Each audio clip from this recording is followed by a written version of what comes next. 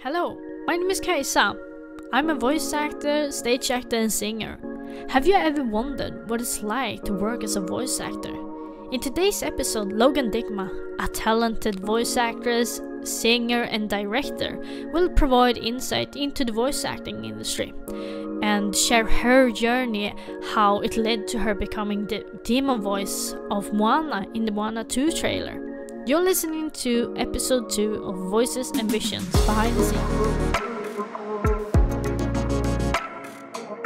Hi everyone, my name is Loganne Digma. I am a voice actor, singer, director, and I am also a webtoon ambassador. Welcome to the show. I'm so glad you wanted to participate. Yes, thank you so much for having me. Yes, let's start with the first question here. So, how did you get into the voice acting industry? What inspired you to pursue this career? Yeah, I was 13 and I had gotten my very first iPad. That was my first time being exposed to the internet. So I went straight to YouTube. And at the time, there were a lot of smaller animated projects going on by smaller creators, and they had auditions open. And being 13 and loving animation, I auditioned. After a few months of just trying out for things, I eventually booked a project called 12 by Pet Peeves on YouTube.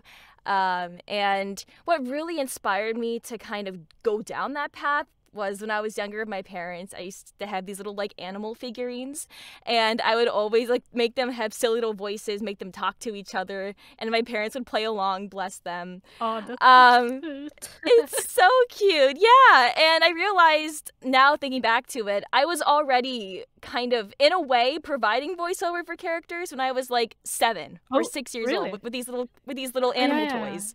So and that kind of inspired me to then do it in the YouTube platform as well, once that was an opportunity for me.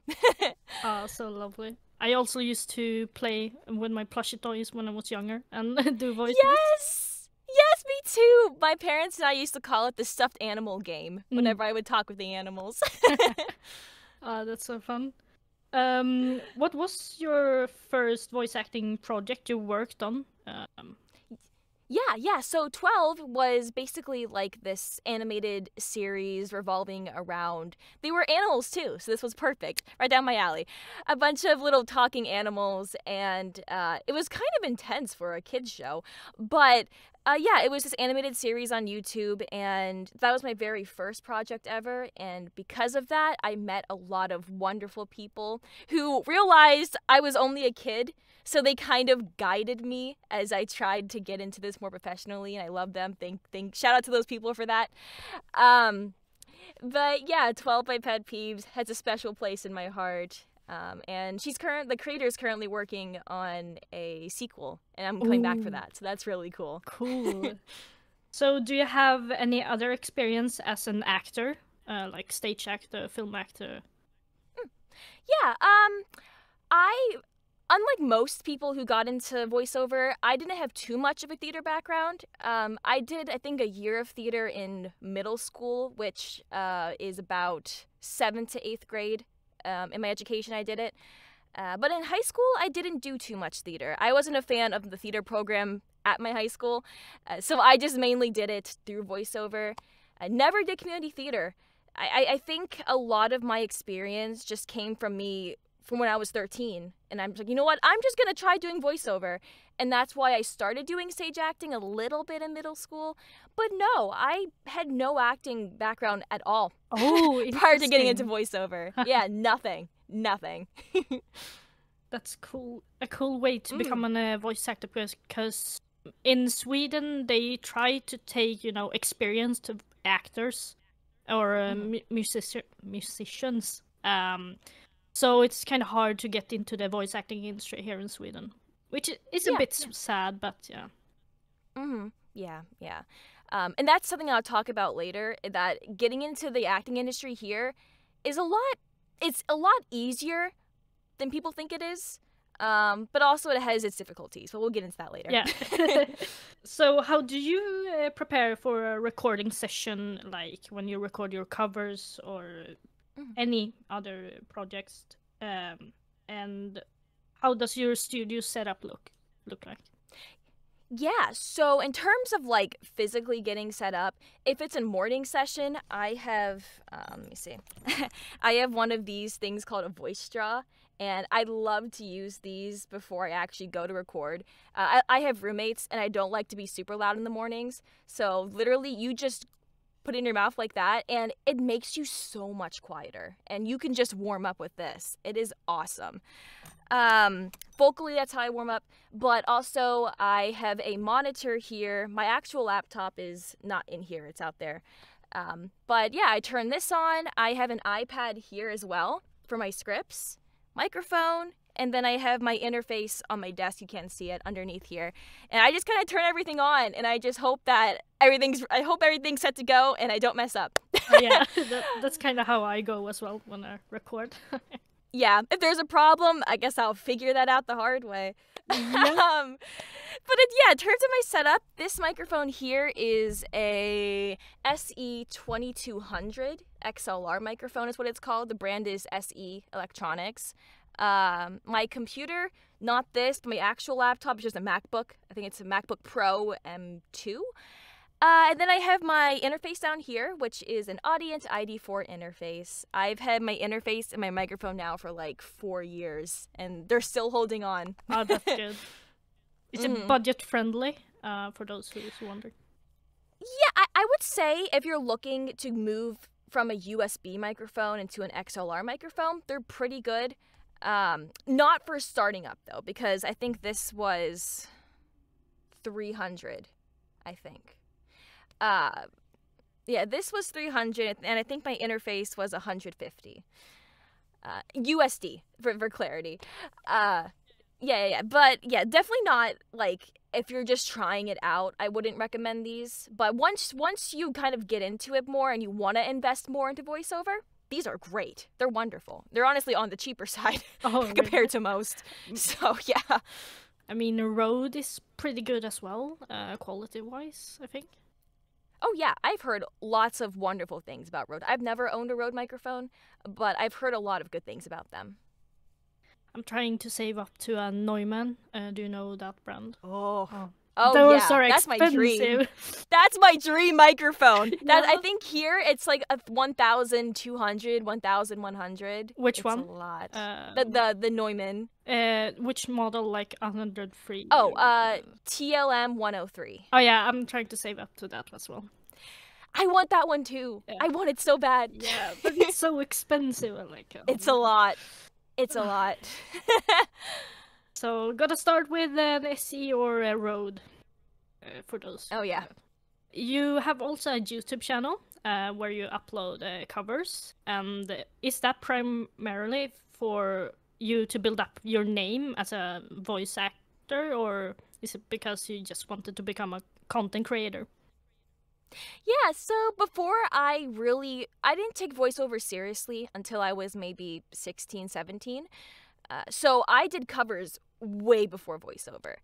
And I think it was because of how much I enjoyed recording covers. It also kind of helped me find joy in voice acting too. Because, hey, I'm already behind the microphone. Might as well talk into it. But yeah, no, covers are definitely something that I just do because I love to sing. I was a singer way before I was ever an actor. I did choir for 10 years. I love to sing. And I guess looking at it now, having a YouTube channel does help when it comes to recognition, absolutely. Content creation in general helps any actor because it puts you out there. But initially, I just did it because I love to sing, and I'm just a musical theater kid who doesn't stop talking about Broadway musicals or anything musically related. But yeah, it's definitely something I love to do when there isn't a lot going on with voiceover. Yeah. So you said you liked the Broadway? Oh, yeah absolutely. Okay. Wish I could go there, but it's too far to the Yeah, USA. for sure. I've only been to Broadway once. Oh. And it's far for me too. Oh, really? Yeah. Well, I guess because I live in Florida and Broadway's in New York. Oh, So that's if I were to fly by a plane there, it's about. I mean, it's not bad, but it's a 3-hour flight. 3 hours. But it costs money. Yep, it That's does. the thing. Money. It's the money. Otherwise, I'd fly there every week, but it costs a lot of money. I can understand. Which Broadway is your favorite? Ooh, right now, Hadestown. I love Hadestown. I don't know if you've seen it or have heard of it. I don't think so. I'm not very good at those shows, but Yeah, it's a Greek mythology show. It's really, really interesting and pretty. That's the one I saw on Broadway. Was Hadestown. Nice. Only heard about beautiful show. Mean Girls musical. So. I love Mean Girls too. Yeah. I did a few covers from Mean Girls a long time ago. Oh, did you? I haven't seen them, very I think. long time. Uh, Yeah, old, like 4 years ago, 5 years ago. Okay, I'm gonna check them out after this. Oh gosh. So, which of your covers are you most proud of? I think the ones that I'm most proud of are also the ones that were the most challenging to record as well because of how difficult they were. So I'm gonna have to say my group cover that I put together of the finale from Has-Been Hotel. I love that one. That's one of my all-time favorites just because of how well it came together. But it was really hard because there were a lot of people in that. But it was super fun. And probably Ruthlessness from Epic the Musical. Again, I love that cover because of how difficult it was to kind of put together. Because at that point, I had hired an animator. I hired an artist. I had, I think, 10 people on that cover, 10 or 11 people. So so much work went into it, and I'm really happy with how it came out because of that. Oh, that's so fun. Oh, yeah. So, yeah, which covers were most challenging? But you said, mentioned the finale and the other epic. Oh, yeah. To mix, those were the most challenging. Oh, yeah. Go ahead. No, you can go. Yeah, I was going to say that's to mix because there were so many people. To record is difficult. I would probably say this is like a really old cover from like 6 years ago, but I did a cover with Seji of El Tango de Roxanne from Moulin Rouge. That one was very hard. I don't think I could sing that today. I don't know how I did it when I was 15. I could not do that again. That one was it was back to back, just high notes, belting. It was insane, but we did it. Yep. And like speaking of Has-Been Hotel, they are Broadway actors, everyone, and oh yeah, they set the bar very high. And as we know that when you dub a show, you sometimes also dub the songs, you know. And I've spoken to some of the voice actors there, and they said like, oh, they were singing too high for us, so they had to like, it was very challenging to record for them. So did you ever find it challenging to record, you know, more than anything? And ready for this, I think she goes up on a F note, I think. Yeah. So Erika Henningsen, let's talk about her. Her technique. So when it comes to singing, I'm a belter. She's a mixer. I still don't really know how to use my mixed voice as strongly as she does. So the way that she's able to hit those high notes is different from how I hit them for my covers. Her way is definitely more sustainable, a lot safer. But her songs are very challenging, more than anything especially, because when I recorded that back in January of this year, I was recovering from COVID. And the episodes had just come out that Saturday. And at that point, I texted Barry Sunday morning. I said, hey, we got to cover this before everyone else gets to it because it's a fight. It's a fight for the algorithm on YouTube. So I wanted to get to it first. So I was recovering from COVID. So a lot of my high notes were not as strong as I would have liked them to be. But Erika Henningsen as Charlie is amazing. I look up to her work. I try to match her greatness and her vocal abilities.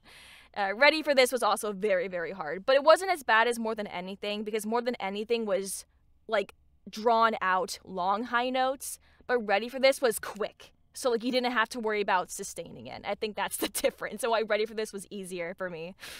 Like, so what technique do you have to use to hit those high notes? It's like... Yeah, I won't do it right now in the booth because I'm not warmed up. But there's something that musical theater, this is mainly done in musical theater because they have 8 shows a week and they have to keep it up.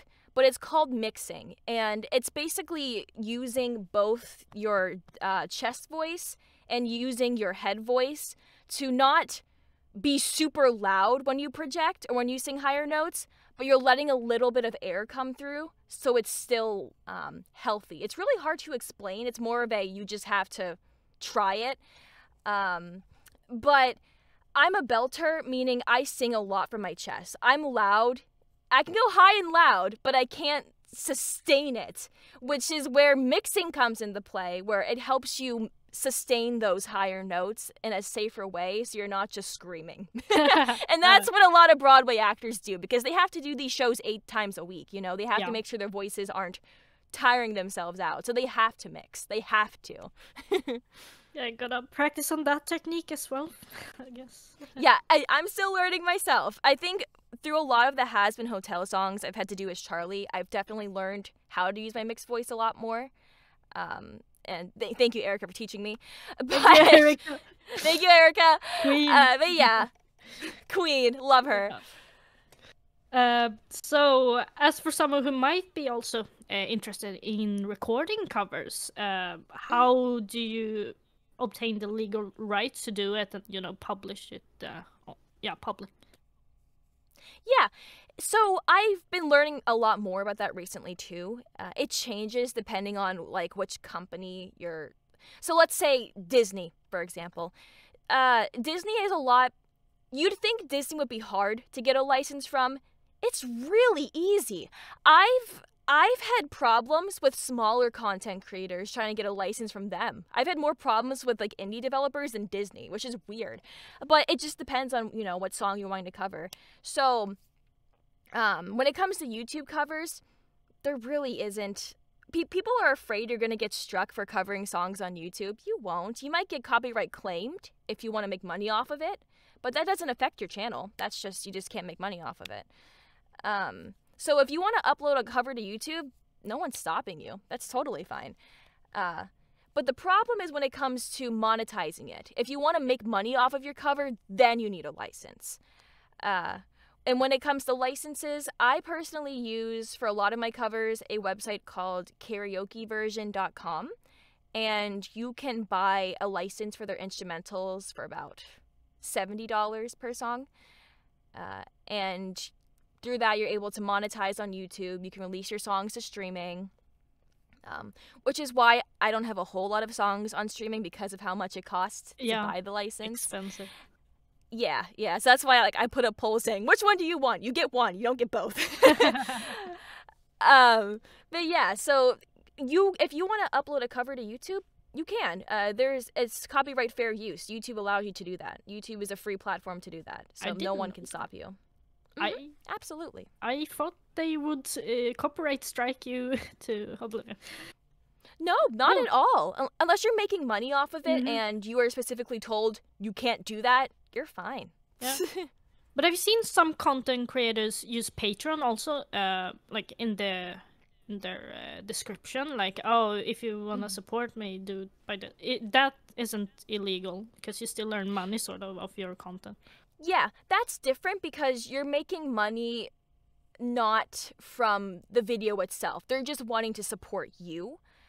If you were to say, if you want to watch this video, you must be a patron and give me $10. Okay, then that's illegal. But if you're just saying support me as a person, they can't get you for that. Okay, they have no grounds. Then I know. Yeah, you're safe. Yeah, because I've been afraid. I wanted to upload my own covers before, but I was afraid to get copyright striked because, you know. No, you won't. You will not. Unless you're making money off of it, you're fine. Okay, thanks for the tip. Of course. So many associate, you know, voice acting primarily with dubbing, but being a voice actor isn't just making a voicing a fun character that is already animated. So it also includes lending your voice to video games, commercials, and audiobooks. What would you say is the difference between these kind of works? Yeah. So let's start with animation then. Animation is very dramatic. It's very exaggerated. If you were to take any cartoon and heard how these actors performed, you wouldn't hear someone talking like that in real life. They're very, for a lack of a better word, animated. They're very, let's go! Like, they're very excitable. And people don't talk like that in real life. And that's just the way animation has always been. Of course, this changes if it's like a very serious show. That's a whole different thing. But generally, most animation is a lot more exaggerated, more animated, more, I guess, out there. It's very Broadway-esque, basically. Very Broadway-y. Video games, for the most part, are a lot more conversational. If you were to hear a conversation in a video game, that's probably more akin to what you're going to hear in real life. Like if you're talking to a friend. Video games are a lot more serious, a lot more grounded. I love video game work for that reason. That's what I usually do. It's so much fun just being a normal person and not trying to go over the top. Which I love animation. I do it a lot as well. But video games are just, it's really fun because you get to be serious.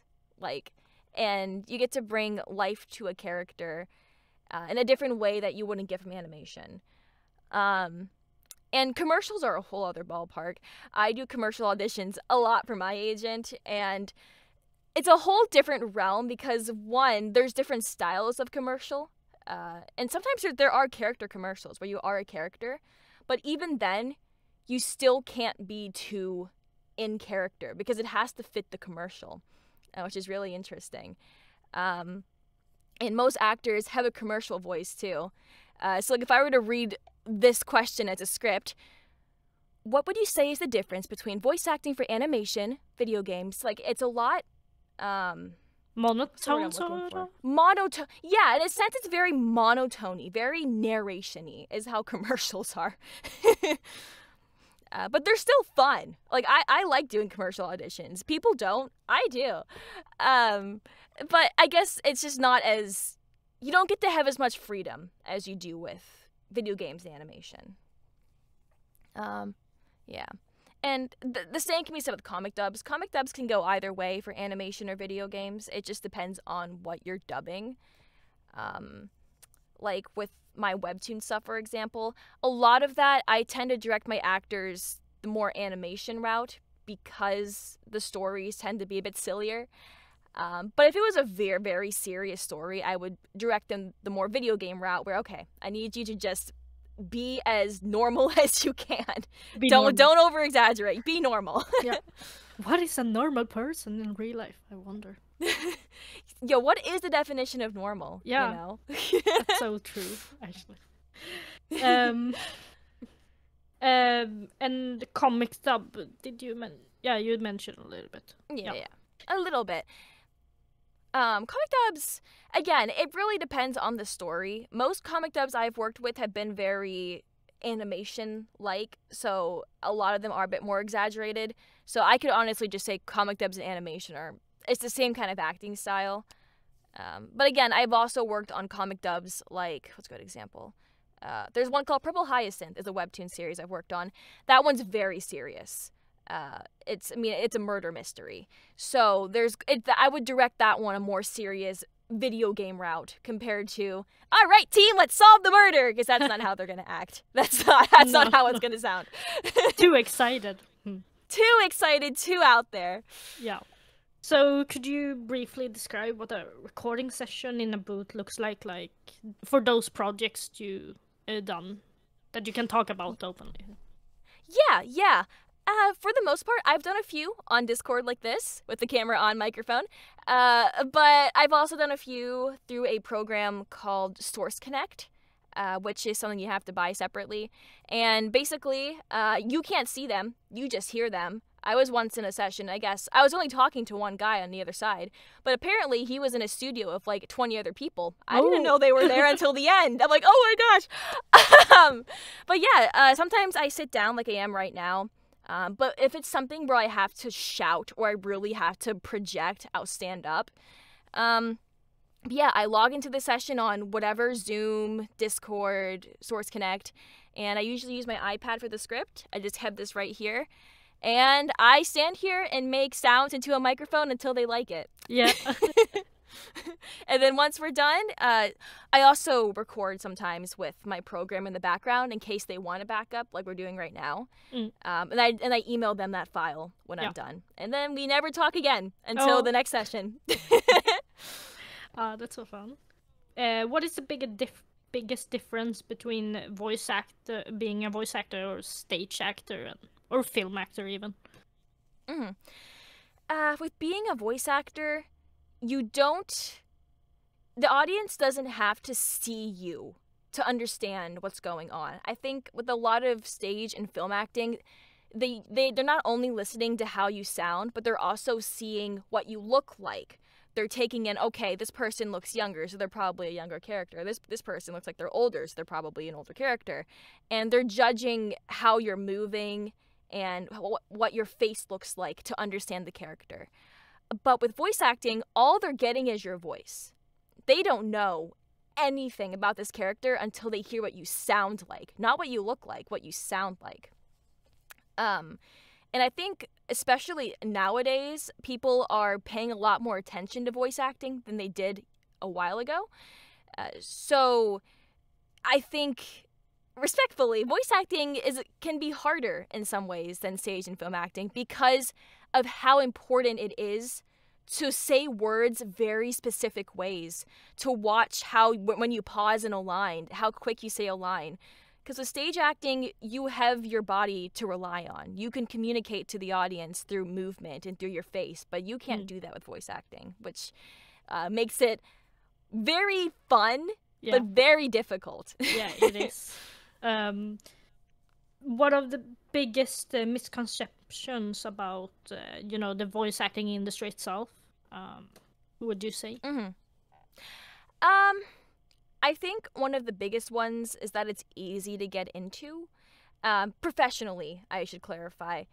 It's not something that's hard to get into if you're just wanting to voice for fun projects, but very similarly to acting, voice acting it's the same amount of work that you would have to go through to do stage acting or physical acting. You still have to get the training, you still have to talk to peers, you still have to network. You're doing the same exact things you would have to do if you wanted to be on Broadway, for example. There's a lot of work that still has to go into it, and I think there's this misconception that because you're just sitting in a booth at home, that you're not working as hard as an actual actor, so therefore we aren't actual actors. We're doing the same stuff. We just get to do it in our pajamas. That's the only difference. They don't see us, but you hear us. Yeah, the work is you're just not seeing the work like you do with physical actors, but we're working. You just don't get to see us working. Because I think that voice actors tend to not get enough recognition for their work they do, behind the voice. Like, you associate a voice with, oh, that character, like in Has Been a Tell, oh yeah, that's Charlie, but you might not know who is behind the voice. But now, since Erika is very famous, she's well known already, so. Oh yeah. And because when it comes to stage acting, you can see somebody and go, oh, I know that actor. But it's harder when you're just listening to a voice, unless you've heard that actor a lot of times. But it's harder to identify who an actor is just based on their voice. But I'm a nerd, and I can hear someone and go, oh, I know who that is. But that's just because that's me. But a lot of people don't know that. And that's also what makes voice acting harder, because you have to really build your recognition in it. Yeah. That's like me watching a Swedish dub at home. But, oh, that's that actor. And my friends are like, who is that? Who? Yeah. I feel that. I get it. But also, the dubbing industry in Sweden isn't very big compared to Italy, France, Germany, and those countries. So it's a bit hard to know any of the names that appears in the credit scenes. Yeah, that makes sense. That makes sense. So do you have to be musical to get into the voice acting industry? Because you see that many are very musical, who voices a character. Yeah. No. I obviously there are a lot of voice actors out there who can sing, which is awesome. It's a good skill to have. I'm very thankful I can, but it's definitely not something you need to get into voice acting. The same thing can be said with stage acting.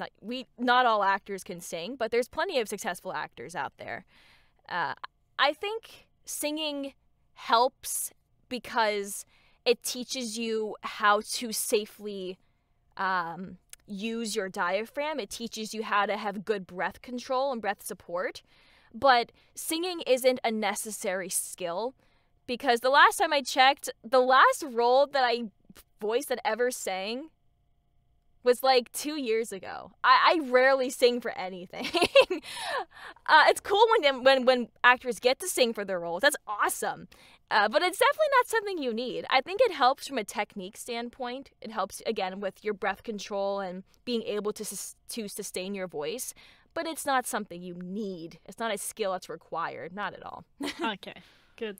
Because I know some actors don't know how to sing, and especially in the dubbing industry, when you hear when they switch your voice from nowhere, you know. Yeah. First they have a speaking voice, and then they have a completely different singing voice. I'm getting so confused. Yeah, no, I realize that when I sing too, my voice gets a lot more nasally, like it's like more in the front. And I don't know. I've noticed that with a lot of singers. I think that's just a technique thing. I think we just subconsciously just switch, cuz I talk a bit more towards the back of my head, but when I sing it's more forward, and I don't know why. It's just a technique thing. Yeah. But like I watched through the cast from the Hazbin Hotel dubs, and I saw in the German dub they all had a different dialogue speaking voice compared to the singer voice, so they replaced the voice. Yeah, it's possible that they also had somebody else sing for them. And that was surprising. what you mean? Yeah, it's possible. Yeah, it happens. It happens, and that's another thing. If you can't sing, they'll just find someone to sing for you. So that's fine. But it can bugs me off a little bit if it's not voice matching, the speaking. If it doesn't sound the same, yeah, that also bugs me. I've heard that in a few films. Ugh. Yeah, so it definitely helps if you can, but if you can't sing, just don't audition for a role that can sing. Yeah. True. That's it. So how do you maintain your vocal health? Do you have any tips or tricks for staying in shape? Yeah, I'm very dehydrated, so don't be like me. Drink lots of water. Second, if you're ever in the booth, whether you're just talking a lot like I am right now or you're singing, make sure that if your voice starts to hurt, you stop. If your voice is hurting, I stand by, if it hurts, you're doing it wrong. Or it means you're really tired. Though, if you're talking a lot, your voice should never hurt. It should just feel tired, a bit dry. So if your voice hurts, stop, drink water. Honey is wonderful. When I had COVID, I just started chugging honey. And it helped. It's great. I also have a steamer that I kind of put in front of my nose and my mouth to kind of warm up my throat and my nose before a session. That's just a fancy thing. You don't have to do that. And yeah, honestly, just staying hydrated is a really big part of it. Drink water. I know that's a common thing, but it's true. It helps. It helps. Mm-hmm. So what do you think is the biggest difference between voice actor and create an original voice for a character, or dub already animated character, sort of, in the dubbing industry? Yeah, I think, at least from an actor standpoint, the biggest difference is the expectation. Because if you're let's say that I'm auditioning for a character who's never been voiced before. This is for an entirely new show. The directors don't know what they want. They've never had someone else play the role before. So whatever you bring to the table is unique and it's different. So there's less expectation being placed on you to sound a certain way or to perform a certain way because no bar has been set yet. As with dubbing, there's already a voice for that character in another language. So people already know what the character sounds like to them, and they're going to really hope that you sound just as good as them, if not better. And if you don't, you're going to get in some heat for it, which happens a lot with dub versus sub, unfortunately. But yeah, I think it's the pressure is definitely there when it comes to dubbing shows because I got in dub auditions before. I'm like, oh, I know this show. Oh no.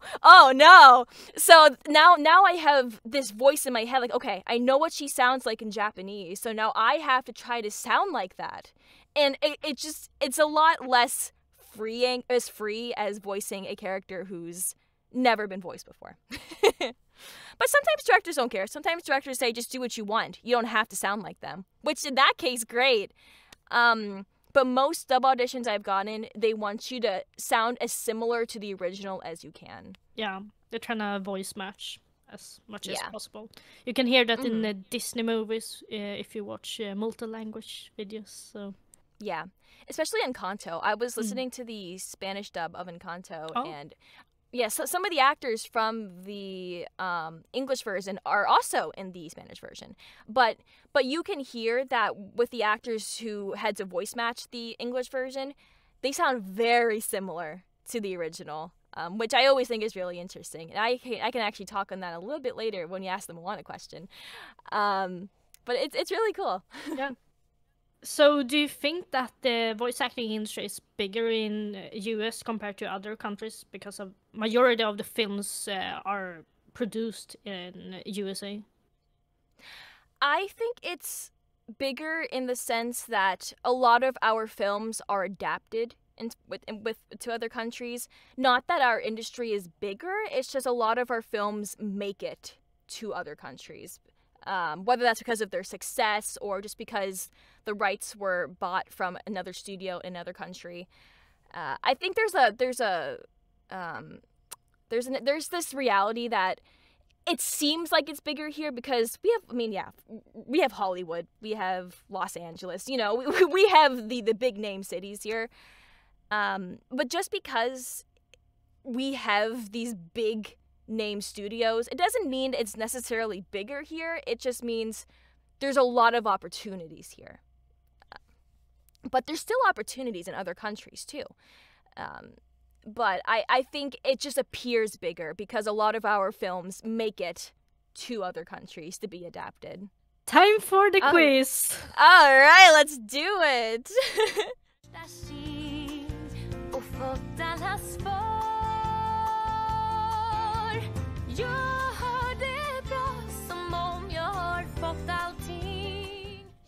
That's beautiful. Ok, mais dis-leur pas ça. Hey, bitch, elle est déjà en chemin. Déjà? Ah, puis elle danse. Oh, non! Δεν υπάρχει αγάπη πια στις σκιές μας ζω. Αν θα κρατούσα τη στιγμή. Αμέντα, χαμάτερ, kimi ni hamatter. 癖になりすぎてどうしようもないの。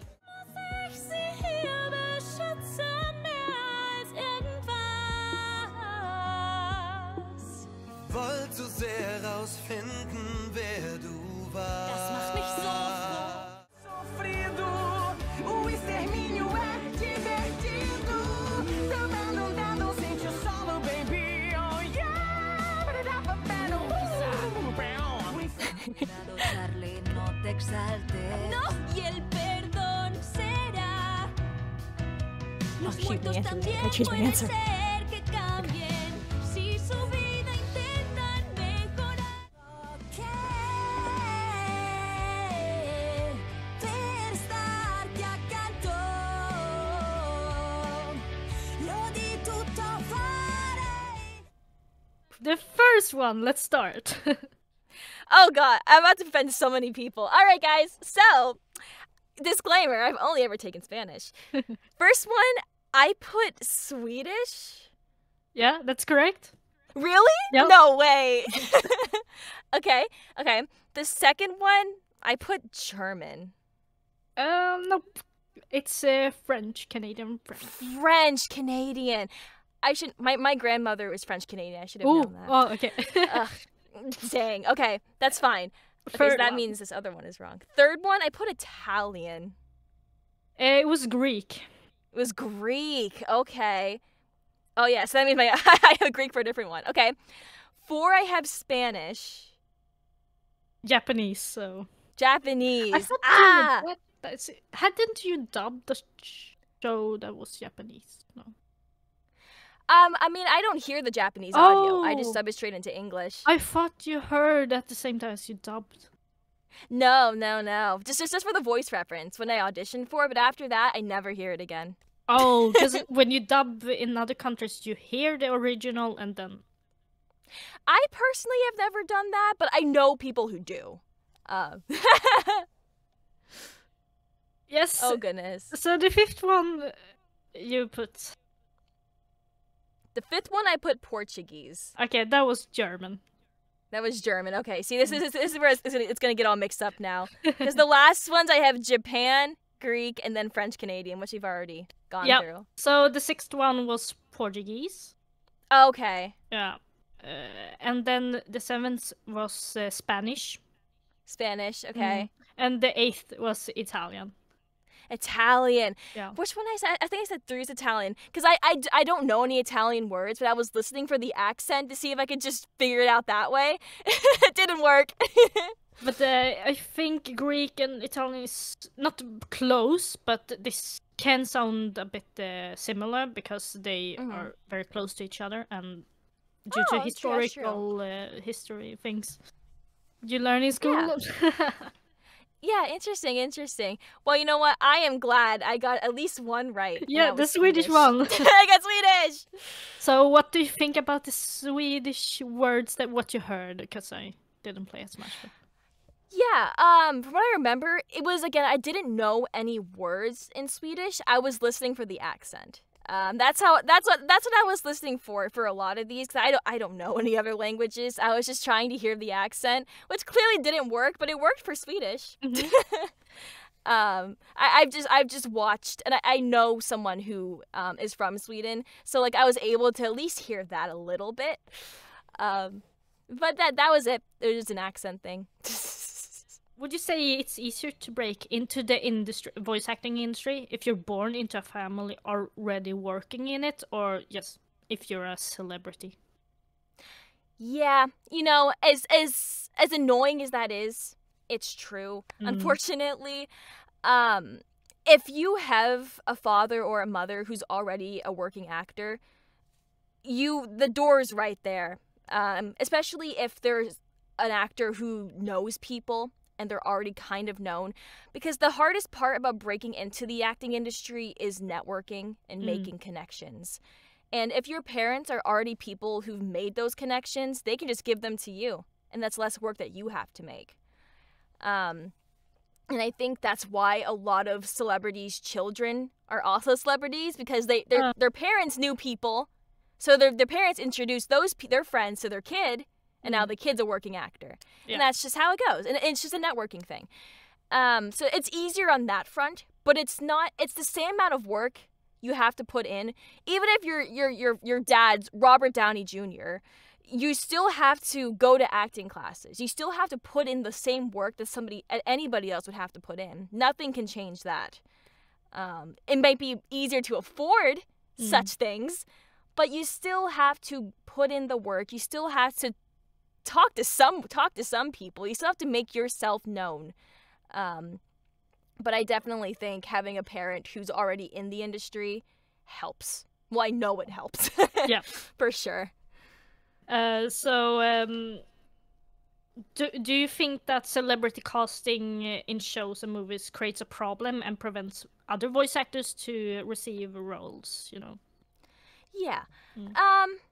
I definitely see it I mean, I think most actors can agree with me on this, in that it definitely takes the spotlight away from actors who could have been in that role, who could have made themselves become known because of that role, but instead a celebrity was doing it.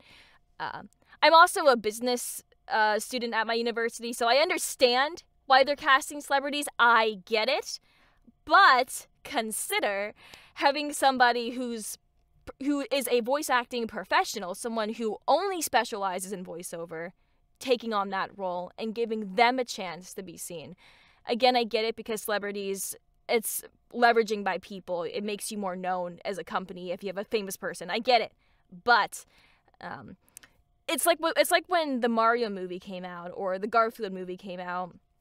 I mean, Chris Pratt, he's a great actor. Like he's done lots of voiceover throughout his acting career, which is great. I'm glad it was Chris Pratt and not somebody who's never done voice acting, at least. But those roles could have easily been taken by another actor who could probably do an even closer impression to these characters. For sure. But yeah, it definitely takes away opportunities that could have been given to somebody else, for sure. So can you tell a little bit how you got involved to work for the Moana 2 trailer? Because I saw something on Instagram there. Yeah. So I actually voiced Moana for Disney. And this is why I go back to voice matching. I was Moana's voice match for the trailer for Moana 2. And so before the trailer ever came out, they were trying to find somebody who sounded like Aluli Carvalho, who voices Moana in the English version. And they put out a casting call that was sent out to my agent. And my agent was like, hey, I think you sound like her. You should try for this. I said, okay. So I sent it an audition. And Disney gets back to me and they said, okay, we like you.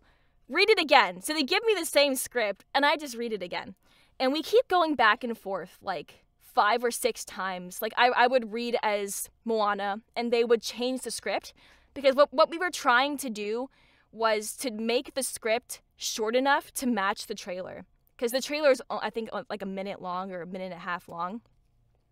So we were trying to make the script as quick as we could, but to still have it make sense. So they had me read it different ways. They had me read it at different speeds. And eventually we settled on some read that I did, and they sent off my Moana to Aluli, who listened to me in the studio, and then she replicated my performance for the final trailer. And that's how Moana 2 happened. Like a demo voice, sort of? Basically, yeah, scratch voice, demo voice. Yeah, I was the voice match, or in other words, the demo voice for Moana for the trailer. Okay. That's how that happened. Yeah. Was your voice ever like public released, or was it? No, I believe I don't know if my voice is out there anywhere for Moana for anything, but to my knowledge, I don't think they released the demo voice. It's just, hey, you can say that you're the demo voice, but no one's gonna hear it. I'm like, great. Awesome, I did it, guys. Yeah. But I have the file. I can hear myself. I know I did that. Behind the scenes that you never will probably see. You never ever hear. But it was me. Yeah, that was it. But congrats for to John. It's a very grand to get to voice in Disney project. Yeah, I loved Moana. I was 14 when the casting call originally came out for Moana. It was a public casting call, actually. I didn't audition for it because I was too young, I think, at the time. But I was 13 and you had to be 14, so I was a bit too young. But it was really cool getting the chance to actually play Moana growing up, so that was cool. It feels like that or at least in Swedish dub that they referenced your voice, because they used a completely different actress who voice matches more your voice, in my opinion, now when I think about it. In the trailer, but... in the trailer? Yeah, I don't know. I have no idea what happened. I just know I recorded it and Disney said thank you and they paid me and I never spoke to them again. So my voice might be out there somewhere. Yeah, they might send the demo voices to other countries to dub the trailers. Maybe to make it quicker, the process. I wouldn't doubt it, because when I was going back and forth with Disney, it took us like 6 or 7 tries of me trying to, like, they changed words. They said, hey, can you read this quicker? Can you read this slower? So I would not be surprised if they just hired me and just said, okay, everyone else copy this, because they don't want to pay anybody else to do that again. How would you say that the voice acting industry has changed since you got into it? Yeah. I think from when I started compared to now, there is a lot more advocation for representation for characters, for sure. A lot more people are being able to voice characters who are ethnically where they're from, or characters who look like them, which is awesome. Like, as an Asian actor, getting the chance to play Asian characters is amazing. And I think representation is a really big thing that's definitely shifted from when I started. When I started, no one really talked about it. But definitely, I think after the pandemic, things really changed. I don't know what that pandemic did, but it changed something in our minds. Yeah, definitely that. And I think the community is a lot more welcoming than it used to be as well. And I think that's because of, like, we all know how hard it was to get into the industry. So if we can help somebody else get into it, we will. It's a lot less gatekeepy-esque than it was in like 2010, for example. a lot more friendly, in my opinion, from my experience. Is the industry very stressful with tight deadlines, etc.? Since I've heard that the dubbing industry is very stressful, at least in Sweden, Italy. Yeah, with the dubbing industry, let's do that first. Yes, that's just as bad here too, I'm sure. I've worked with some people. I've never had to do simul dubs before, which means when the dub comes out in one language and it comes out the same time in another language, like the same day, the same time, which means they obviously have the episode before it gets released, so they have to work on it before it gets released, and those actors have to record weekly. They have to go to the studio. Sorry, there's construction outside. They have to go to the studio, record that week, and get it done before the next episode is out. So yes, simul dubs are stressful. I've never had to do one, but I've heard how stressful they can be. Yeah, and I think the biggest thing with deadlines are not recording deadlines, it's audition deadlines are really bad. I've gotten a commercial audition before. I think I woke up, it was 8 o'clock in the morning. I woke up to an email saying, due at 10 o'clock in the morning. So 2 hours. And I'm like, I just woke up, okay. So I quickly warmed up and I got in the booth, yeah. And they're trying to change that. They're trying to make it a rule where it can't be less than 48 hours for an audition deadline to be due. But no, they're pretty tight. It sucks. Yeah, it sucks.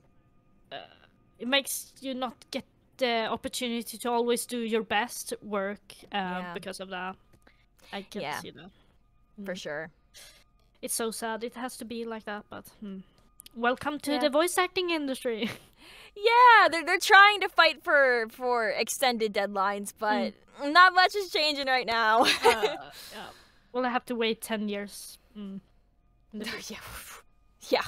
So where should you? So you're also a director, as you mentioned. Where should you start if you want to become a director, or even a sound engineer, because you mix your own things?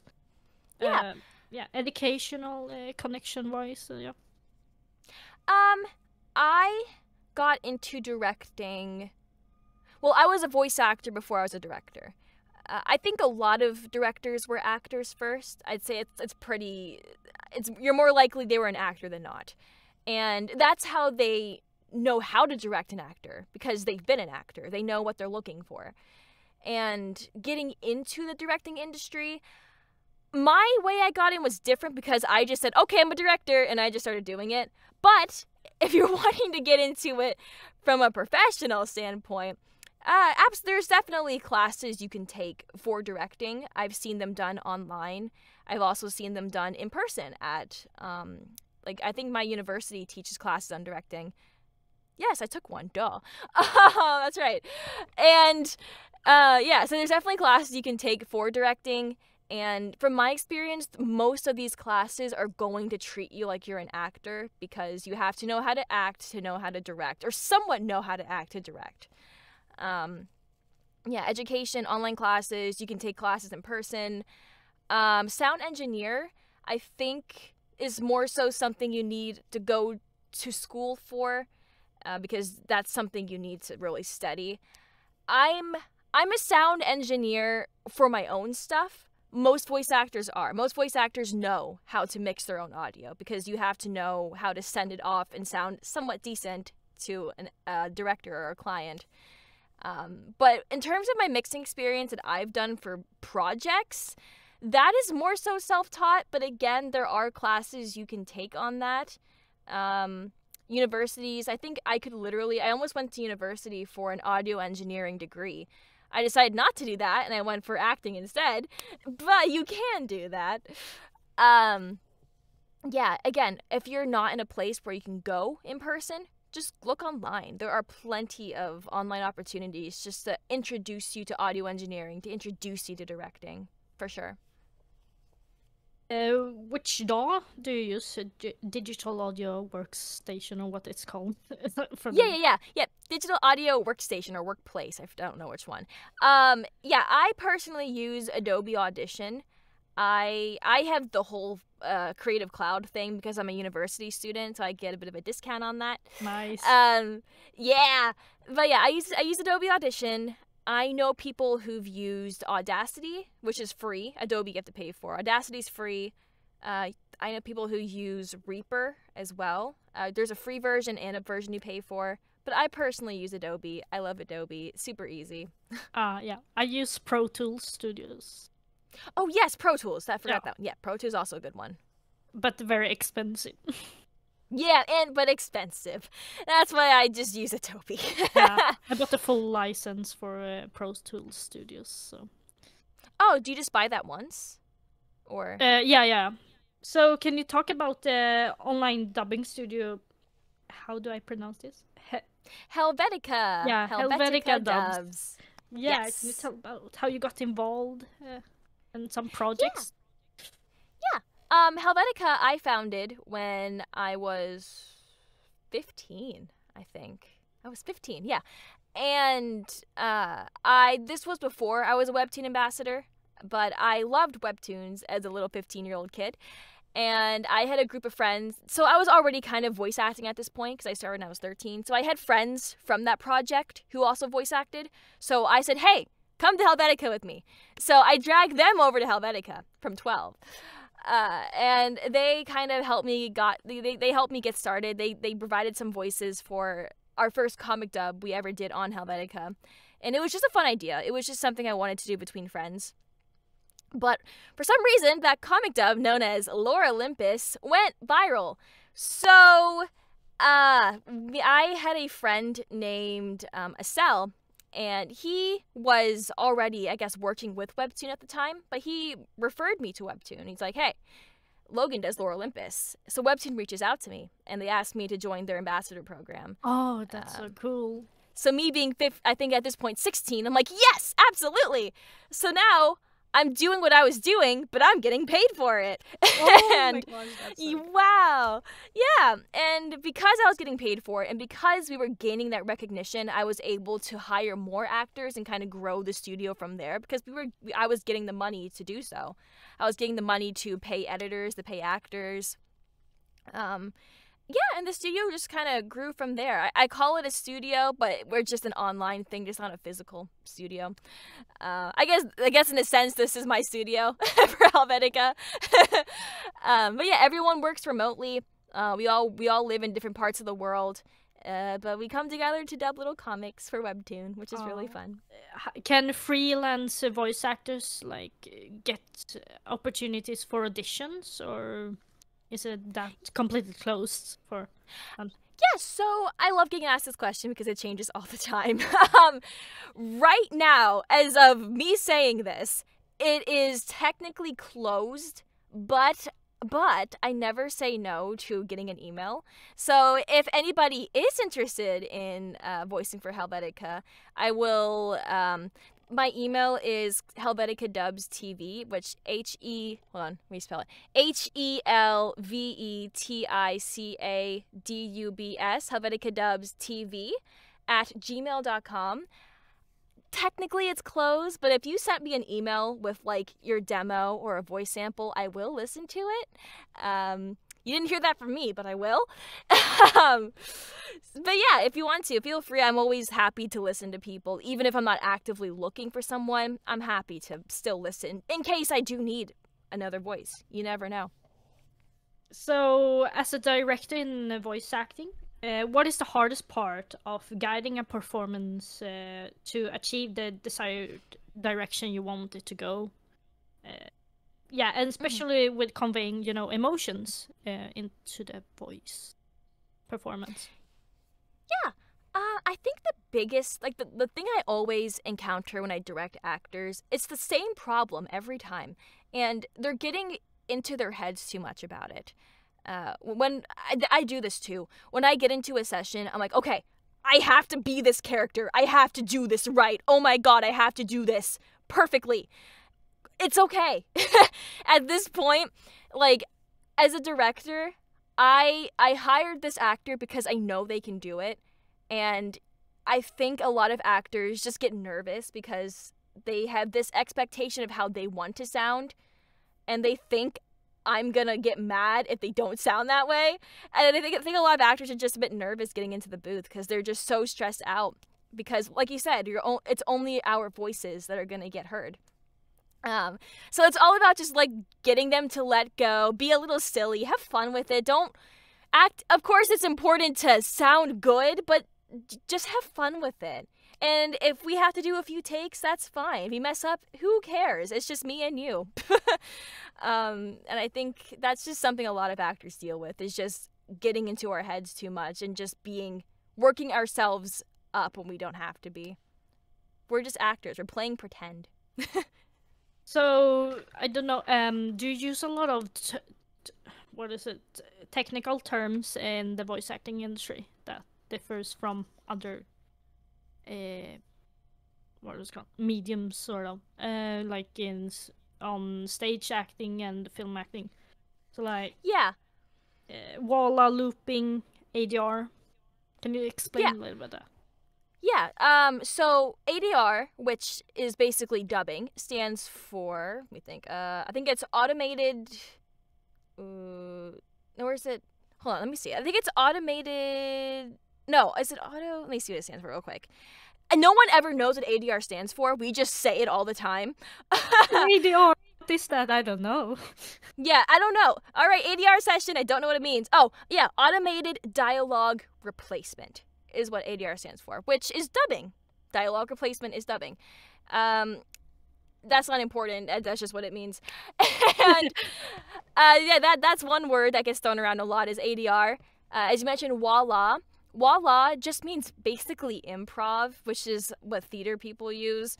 I mean, I'm a theater person, but stage actors use.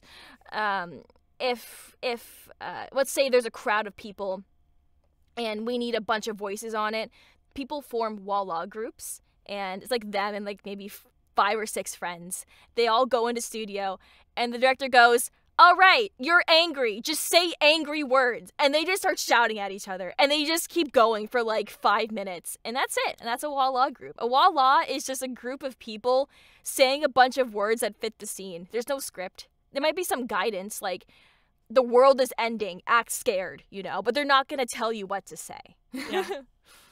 It's sort of looping the same thing. Yeah, looping is ADR.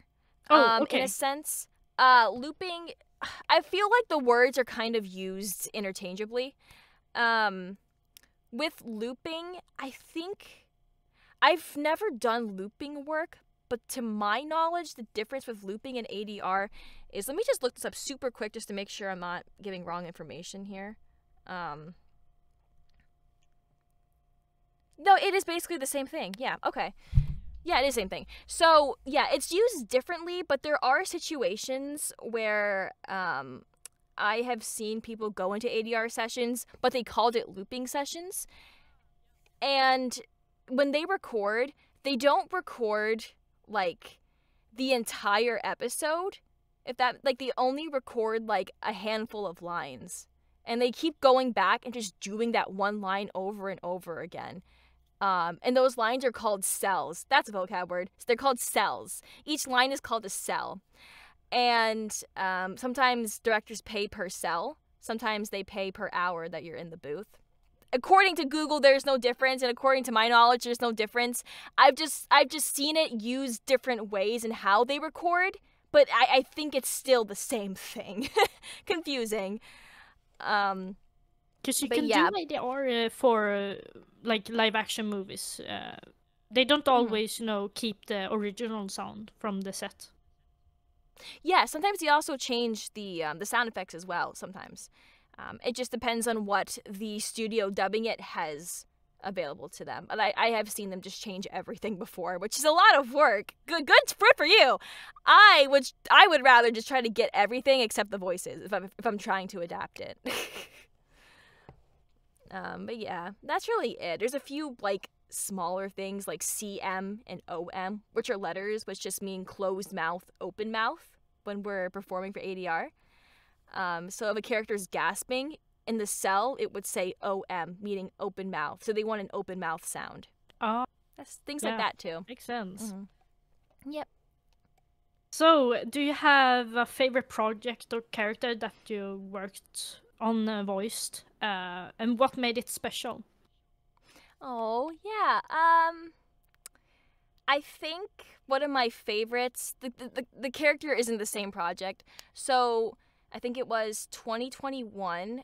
Do you know what Genshin Impact is? That's okay. There's this video game called Genshin Impact, and in America it is huge. It was one of the first video games I ever really played. I was never a video game kid growing up.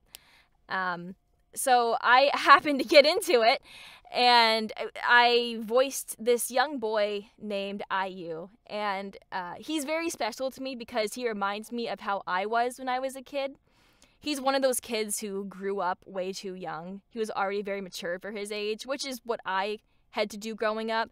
So being able to voice a kid like him was just, it tugs at your heartstrings. It makes you feel very sad, but it was really adorable. And because Genshin was such a big part of my life, being able to voice in it as such an adorable little boy was awesome. So what are the most funniest or unexpected things that have happened during a recording session? Like any bloopers you want to share? Ooh, yeah. We'll start with the Genshin one since we're already talking about it. When I was in that session, so I use voices around here. It's very like nasally, a bit more gravelly. And at the time, I didn't know how to voice a young boy. That was my first time ever doing it. The director helped me. He taught me on the spot. And I had to shout in that script, but I've never shouted with that voice before. So I try, and my voice cracks really bad. And I'm like, I'm sorry. And I was really nervous because, again, this was a big game. So I try again. My voice cracks again. And this happens 3 times before the director says, okay. And I stop. And he's like, how about you just shout it as your regular voice? I'm like, okay. So instead of using my voice like this to shout, I just kept it like up here, just so I still sounded like a kid. And I just shouted like this and it was fine. But yeah, voice cracking in front of a very big director was awful, but it's really funny looking back at it.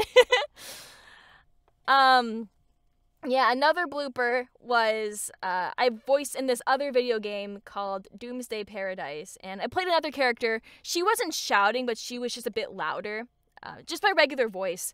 But when I tried shouting a line, I move my arms a lot when I act, and I ended up hitting I have sound foam up here. I went, and I hit my sound foam, and it fell onto me, and it hit my microphone. And that was all picked up on the microphone. And my director is like, you good? I'm like, Yeah, just funny little things like that. When I get a little too expressive. Mm-hmm.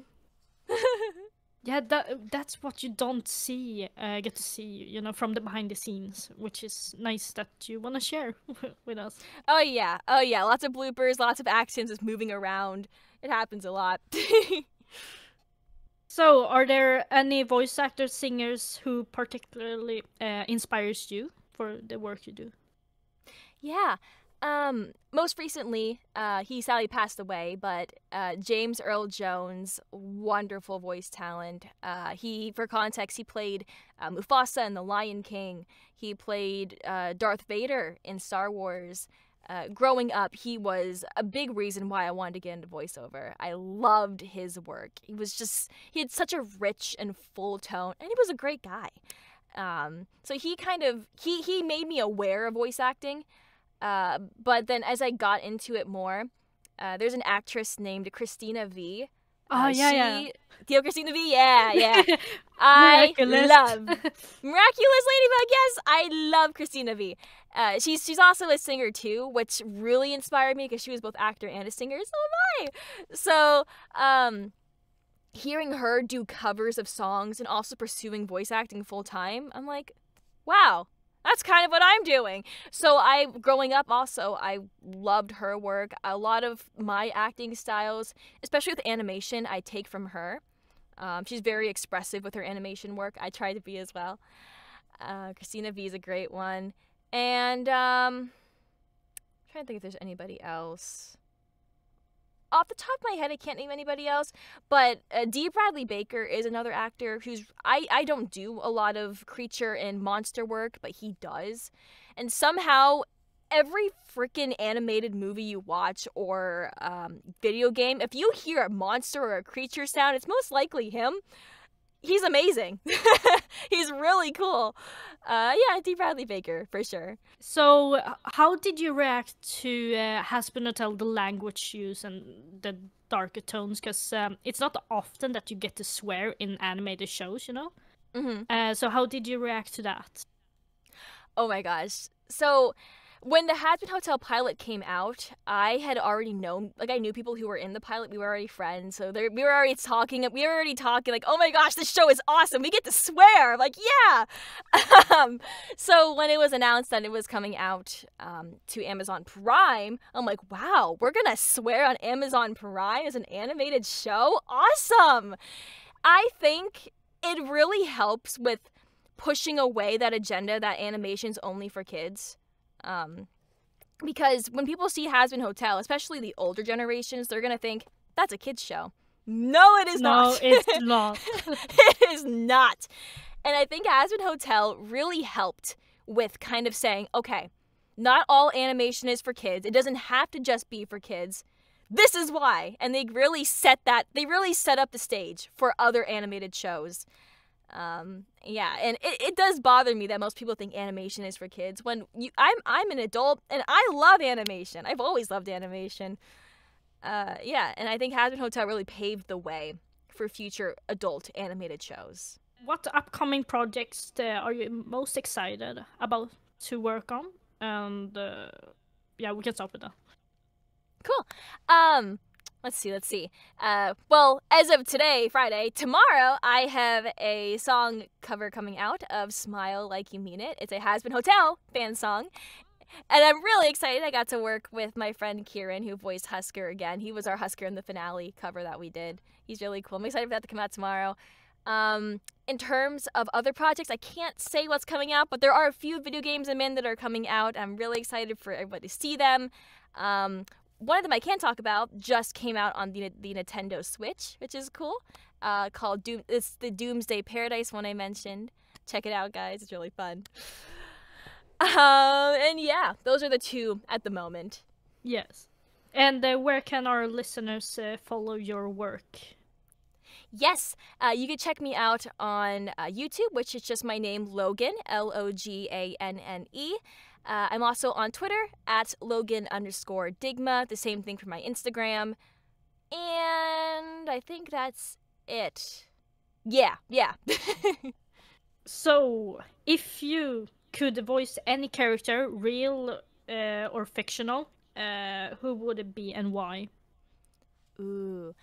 I'll give you 2 answers here. This one's out there, but I would love to voice Sherlock Holmes. Now, I know Sherlock Holmes is typically, you know, this little guy, this smart aleck little guy, but I have auditioned before for a female interpretation of Sherlock Holmes, and it was so much fun. So I would love to play Sherlock Holmes if there's ever like a female interpretation out there, because I love to just talk about a bunch of nonsense, and so does he. So just getting to like rant as him and just completely call people stupid as Sherlock Holmes sounds like a lot of fun. But a more realistic answer, I love Rapunzel. Rapunzel is my favorite. A sweetie. I love her so much. I took a workshop with an actor named Crispin Freeman, and he gave me some audition sides as Rapunzel to read. And ever since I performed that as Rapunzel, I love her. I love her so much. I would love to be her. Though I did voice her for a video game that is now out, which is really cool. But I would love to play her in an animation media. That'd be super, super fun. That would be cool. And bonus, you might have already answered it, but if you could voice any Disney character, who would it be? Yeah, so if not Rapunzel, I know I technically voiced Moana, but I love her so much, and I would love to voice Moana for anything Moana related, whether it be a video game or an advertisement or a toy. She was one of my favorite princesses growing up, and as someone with an islander descent, my father's from the Philippines, I would love to play her. What advice would you give to aspiring voice actors? What common mistakes should they avoid? Yeah. Biggest advice, it's not about the voice. It's about the acting. And if voice acting is something you want to try, you don't have to be a master of impressions. I can't do impressions. I could do like 2. So if you want to get into voice acting, go for it. Don't listen to people who say you have to be able to do a Stitch or Kermit the Frog impression. No, you don't. Just go for it. Have fun with it. And don't be afraid to be silly. And it's like I was saying earlier, people, even professionals today, still get into their heads.